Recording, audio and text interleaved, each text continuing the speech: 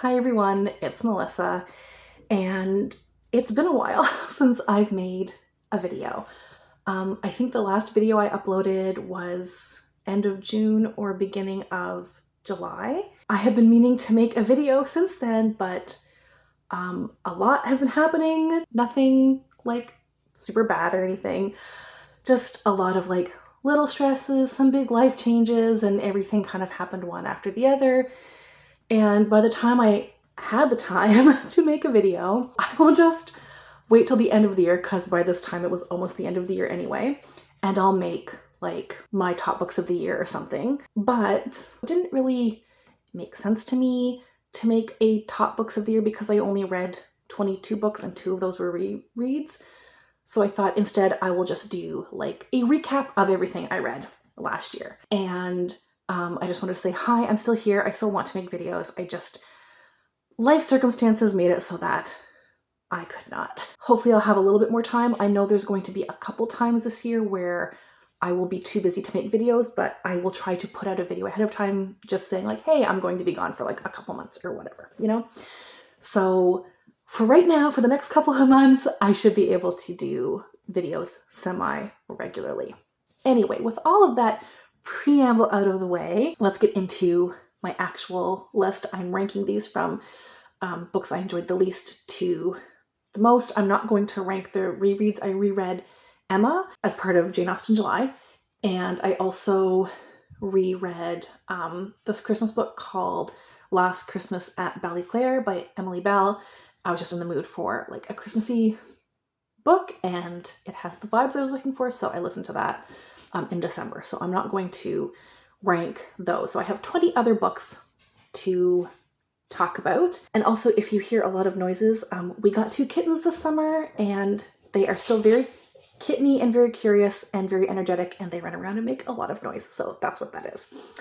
So at number 20 is Stranger in the Woods by Michael Finkel. This was kind of a weird one. I was super invested and engaged in this book. Like if I was to rate engagement and interest, a 5 out of 5. Because of certain ethical things, that was a 1 out of 5, so I ended up rating this a 3. This is about like the last true hermit, quote unquote. This man who, for no apparent reason, when he was late teens or early 20s, just packed up a few belongings and just went out into the middle of the woods in like rural Maine and lived there like for 20 years. He would occasionally go to people's cottages to steal like food and sleeping bags and like things that he needed to survive. But he did not talk to a single solitary person for like 20 years or over 20 years, and eventually was caught. And it's this man's story. Well, it's not really so much his story as the journalist who ended up visiting him when he was in jail and like talking to him after that, and put it together in this book. I tore through the book. I was so interested in it. But then I closed the book and I was just feeling really weird about the way this journalist went about it. It's very clear to me that this man, Christopher Knight, I think was his name, wanted nothing to do with this guy. He did agree to talk to him, and they talked a couple times when he was in jail. Like the author visited him. The author's a journalist. One of the reasons he probably left is he just doesn't like people, or he wants his privacy or whatever. He didn't want to be engaging with people. And he certainly probably didn't really care to share much about himself. He was a very like reserved person. That was one thing. But then like the journalist was like going to his family. Like he puts it in the book that like he's calling his family's like, stop calling here. And it was just so clear to me that like they don't want anything to do with you, so just leave them alone. And like your own curiosity into this man's mind does not warrant you harassing him and his family. And it just made me feel like, if that's what you put in the book, what did you leave out? And also this author had previous like scandal, I guess you could say, which he mentioned because I'm sure he had to mention because people would find out about it otherwise, but seemed to like gloss over like, oh, I had this thing happen. I did this thing that people thought that they thought was like making up information, but really I was just doing this. And I don't know. It just made me feel kind of icky about the whole situation, but it was very interesting and well written. So that's why I gave it 3 stars. But it's also why I put it last, was because I didn't sit right with me. Anyway, I've talked about that book long enough. Number 19 is Slugfest by Gordon Korman. This is a middle grade book. It's a fine book, but it's just one of those middle grade books that I think would land well with the targeted age group, but didn't really transcend into like my age group as an adult. It's about this group of kids who have to go to like summer school for PE, and they call it Slugfest, and they call the kids slugs, like the kids who are not athletic. And it follows several characters, but primarily this one character who's like a star athlete, and through like this technicality, he has to repeat PE because he skipped 8th grade PE because he's such a good athlete so that he could play on like the JV teams for high school, but then he didn't get the credit. So anyway, so he has to go back to summer school, to Slugfest, to get his PE credit. And he's a star athlete, and he kind of like doesn't want to be associated with the other slugs. And it's kind of like a very heartwarming like story about like learning people's worth and what is valuable to you and that kind of thing. And I think it would, and it's pretty funny, so I think it would land well with like the targeted age group. But it just, for me, it was just like kind of a fun, okay read and nothing more. Number 18 was Rodham by Curtis Sittenfeld, sorry. So this is a book that like reimagined Hillary Rodham Clinton's life, assuming that she does not marry Bill Clinton, that they date in university, but that she does not accept his marriage proposal, and they go their separate ways, and like her life, what that looks like. And like parts of it were interesting, and I think it was really well written. It just didn't land with me particularly because like there are a lot of US historical events or like political incidents or events that are mentioned that I'm assuming are like real events, but like reimagined. That didn't land with me because I'm not American. So like I didn't know enough about political things in the 90s and early 2000s to really know like why that was an event of note, or why it would matter that this happened instead of that other thing. Or I'm sure there were a lot of politician names that I didn't recognize. So I think like as a Canadian, I'm just not the intended audience for this. And I just didn't have the background knowledge necessary to get out of this book what I could have gotten out of it. That's what I think about that. Number 17 is Baby It's Cold Outside by Emily Bell. So I mentioned I reread another Christmas book of hers. This one's also set over Christmas, and I just didn't like it as much. I still rated it 3 stars. It was fine, but it didn't have as many Christmassy vibes as Last Christmas at Ballyclare does. This one is about like this woman who had this like whirlwind romance with this guy in her early 20s, and they had kind of got separated, living on different continents, and they had always said that if they couldn't be together, they would meet at the specific like cafe 10 years later at the specific time. And it's 10 years later, and they lost touch years and years earlier, but she decides she's going to go and try to meet this guy. Anyway, so that's the premise. It was cute. I liked some of the romance elements in this book. I just was reading it around Christmas, and I wanted more Christmassy vibes from it. And it didn't have enough of the Christmassy vibes for what I was looking for. So that's why it's 3 stars, but it's still a fine book. Number 16 is Blind Assassin by Margaret Atwood. I just felt lukewarm about this book. The writing, as always, is great. I really enjoy Margaret Atwood's like turn of phrase and like how she describes things, and I really, really love her writing. It's just that I'm really hit or miss with like the story that she wants to tell. And this one, to be honest, I can't even remember much of this book. It's really faded for me. I do remember that it intersperses like chapters from a book called Blind Assassin. So The Blind Assassin is like a novel in this book. The main character is the sister of the woman who wrote this book. This woman wrote this book called Blind Assassin and then died in her early 20s.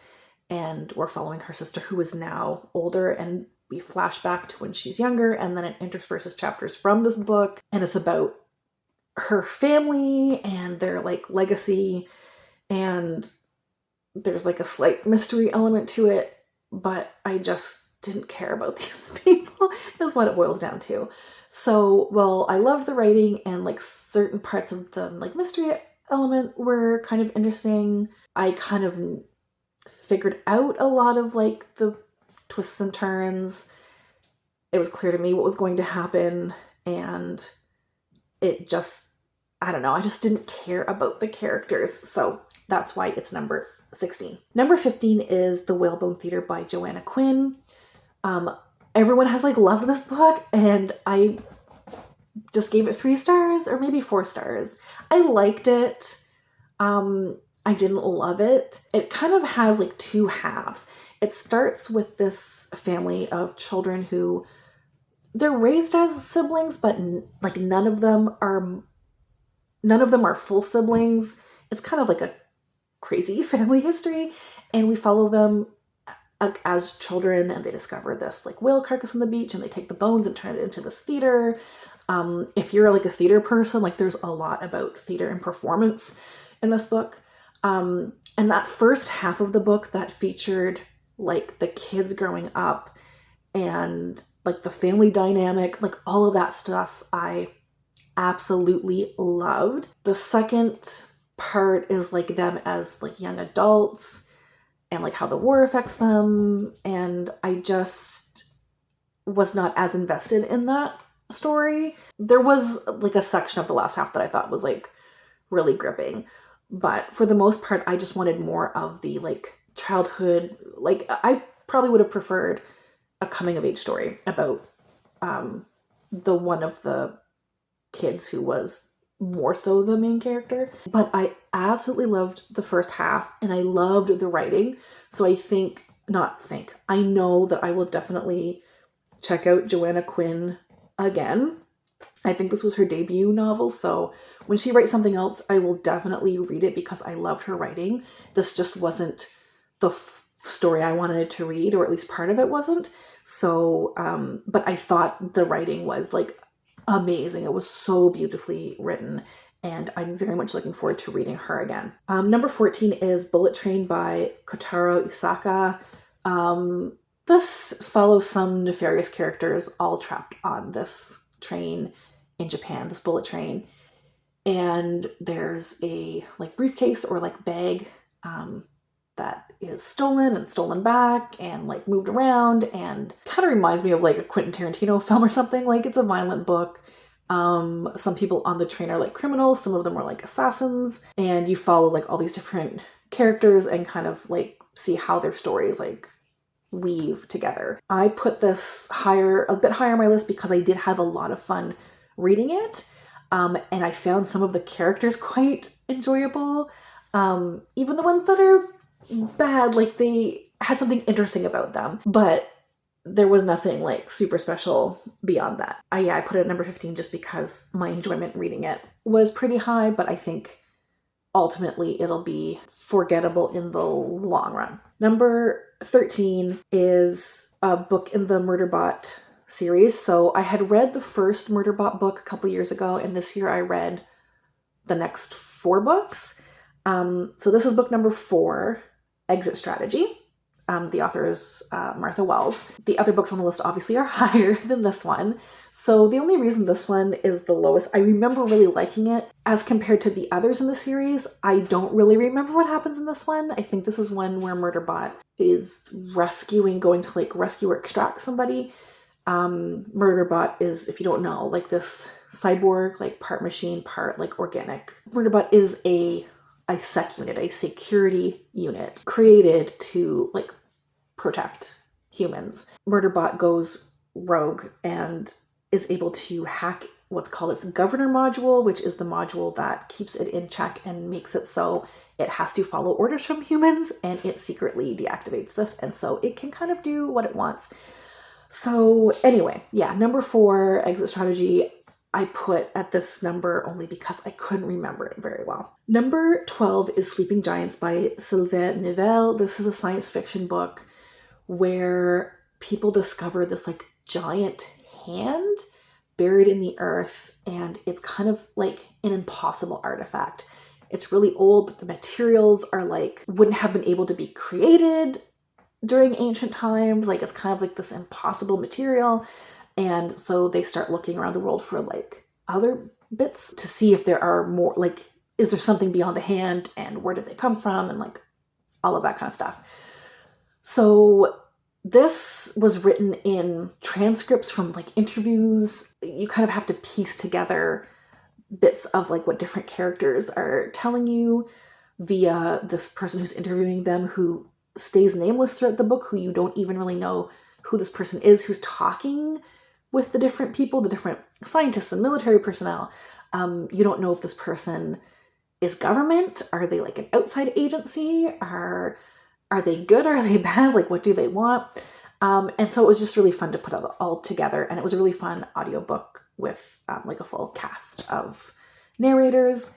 And it's the first in a series, which I haven't continued, but I might. I thought it was really fun. And I did do a standalone video of that, which I will link. Book number 11 is MaddAddam by Margaret Atwood. This is the final book in the MaddAddam trilogy. It's my least favorite of the three, which is why it's at number 11 and not higher. The other two books I thought were fantastic. This one I thought was good. It just didn't live up to the other two books. I can't really say much about it. It's the third in a trilogy, but I did do a spoiler-free review of the entire trilogy, and I talk about all three kind of separately and then about the trilogy as a whole. So I will link that as well. It wasn't a bad end to the trilogy. It just didn't live up to the other two books. But I still very much enjoy it. Book number 10 is book number 5 in the Murderbot series. It's called Network Effect. And this is the one I read the most recently, just last month, I think. And it is the first one that's an actual full novel. All the other ones are novellas. And that's the only reason that it's down so low. I thought this one was really interesting. It brings back some characters that I really liked from previous books. It has this mystery element. I like mystery elements.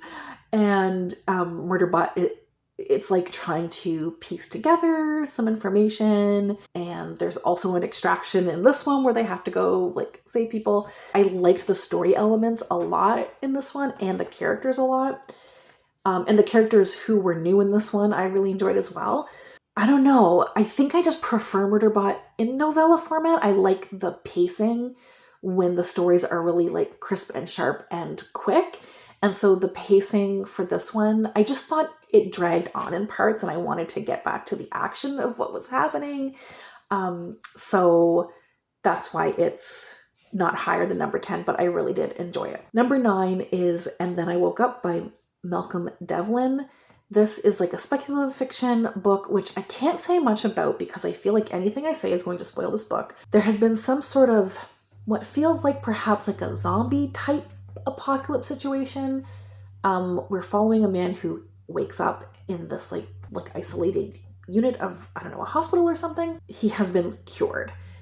And so he's telling the story, which is why it's called And Then I Woke Up, because he keeps talking about like, okay, I woke up here and this is what happened. And we kind of learn like what he did and like, what does it mean to be cured and like coming to terms with what had happened before that and since then. And you're really kind of like dangled through this story until you figure out actually what's been going on. And so I won't say more than that. I had never heard of this book. It was just available. I wanted to listen to an audiobook. I was traveling somewhere and I wanted one of a specific length, and this one fit the bill and it was available, and I was in the mood for like science fiction or speculative fiction. And so it was a complete like shot in the dark, and I really, really enjoyed it. I will probably read it again. It's a novella. I think the audiobook was about 4 hours, so I would highly recommend it. I thought it was a lot of fun. Not a fast-paced book, a very like reflective, like this guy thinking back, and like you piecemeal get more answers to like what's happened in the world. Number 8 is Little Women by Louisa May Alcott. This book, actually I own this book. So I had read like an abridged version as a kid, but this was my first time reading the full thing. I'm not like the hugest Little Women fan. I enjoy it. It gives me the warm fuzzies because it's a familiar story and familiar characters, and I love the characters. And so it's just like a cozy, like familiar, warm reading experience for me. and that's why I put it at number 8. Number 9 was The Martian Chronicles by Ray Bradbury. This is a series of short stories. So there is a chronology, obviously it's called The Martian Chronicles, a chronology of things that are happening on Mars through like contact to colonization, and like you see kind of like the history of Mars happen, is connected in that way. And some of the stories do rely on certain events that happened previously, but I think the majority of the stories are also kind of standalone. Like there are lots of stories, if not most stories in this book, that just you could read and they just work by themselves, but there is like a through line of like the history of Mars, and you can really relate it to like the history of colonialism in different civilizations on Earth as well, which was kind of neat to see like how Ray Bradbury thought and like how he put that together. And I really love Ray Bradbury's writing. I'm more familiar with his short stories. I have read Fahrenheit 451, and now I've read this collection, but I'd like to read a lot more by him. Number 6 on my list is Rogue Protocol, which is Murderbot number 3. Again, I can't say too much about any of these books because they're part of a series and I don't want to like give things away, but this one deals very heavily with like the mystery elements and like Murderbot going somewhere, seeking out information about this corporation. Chaos ensues eventually, and it has to like protect humans because every time Murderbot tries to do something, it ends up having to protect stupid humans. Number 3 in the Murderbot series, but number 6 on my list, Rogue Protocol. Number 5 is another book that I own, and it's based on a true story, not a memoir, by Norm Macdonald. I did a full review of this as well, so I will link that. So I won't talk about this at length. All I will say is that this book is for Norm Macdonald fans. There are hints of truth to it, and if you know anything about Norm's life, which I do because I'm a huge Norm Macdonald fan, I could pick out the pieces that were clearly based on things that actually happened to him, but over-exaggerated or changed or made to be absurd. But if you're just picking this up because, oh, like he's kind of funny, or, oh, I'm really into like SNL, or I liked him on Weekend Update, like you probably won't get much out of this book. But if you are a Norm Macdonald fan, you will absolutely get something out of this book. Book number 4 is A Mind Spread Out on the Ground by Alicia Elliott. All the essays are very powerful. The author is Indigenous. Well, I think one of her parents is Indigenous and one is white. And she does talk in some of the essays about like her proximity to whiteness, but also how she's affected by her indigeneity and poverty and like mental health issues. And there's a lot of like intersection and interconnectedness between what she's talking about that just works really well and helps to build like this full understanding. And I don't usually care for essay collections very much, but I thought this one was just so well done. Very powerful, very well written, and one that I just like could not stop reading. So book number 3 for me is The Remarkable Journey of Coyote Sunrise by Dan Gemmenhart. This is a middle grade book. I sobbed through this. It's about a girl and her dad. They live in this converted school bus. Her family, like she had a mom and 2 sisters, and they died in a car accident like 5 years previously. And they're just trying like to get away from that. She's trying to get back home. She gets a call from her grandmother, but she doesn't want to let her dad know, like realize that she's trying to get them home, because she knows if he knows that he won't want to go. They meet and give like a ride to a bunch of different characters along the way, and they all kind of like help Coyote out.